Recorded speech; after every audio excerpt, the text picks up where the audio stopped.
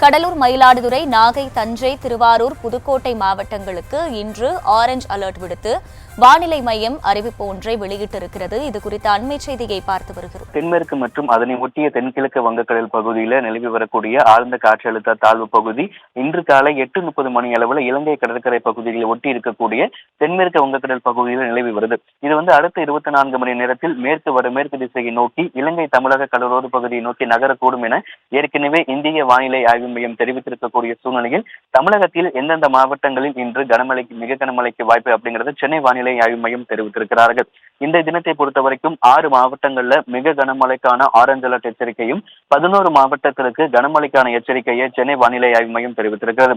கடலூர், மயிலாடுதுறை, நாகப்பட்டினம், தஞ்சாவூர், திருவாரூர், புதுக்கோட்டை ஆகிய 6 மாவட்டங்களிலும் காரைக்கால் பகுதிகளிலும் இன்றைய தினம் மிக கனமழைக்கான ஆரஞ்சு அலர்ட் எச்சரிக்கை என்பது கொடுக்கப்பட்டிருக்கிறது. அதே போல சிவகங்கை, ராமநாதபுரம், திருச்சி, பெரம்பலூர், அரியலூர், கள்ளக்குறிச்சி, விழுப்புரம், செங்கல்பட்டு, காஞ்சிபுரம், சென்னை, திருவள்ளூர் ஆகிய 11 மாவட்டங்கள் மற்றும் புதுச்சேரியில் இன்றைய தினம் கனமழை பெய்ய வாய்ப்பு இருப்பதாகவும் சென்னை வானிலை ஆய்வு மையம் சொல்லியிருக்காங்க. நாளைய தினத்தை பொறுத்தவரைக்கும் அரியலூர், தஞ்சாவூர், திருவாரூர், புதுக்கோட்டை ஆகிய 4 மாவட்டங்கள்ல மிக கனமழைக்கான ஆரஞ்சு அலர்ட் எச்சரிக்கை என்பது கொடுக்கப்பட்டிருக்கிறது.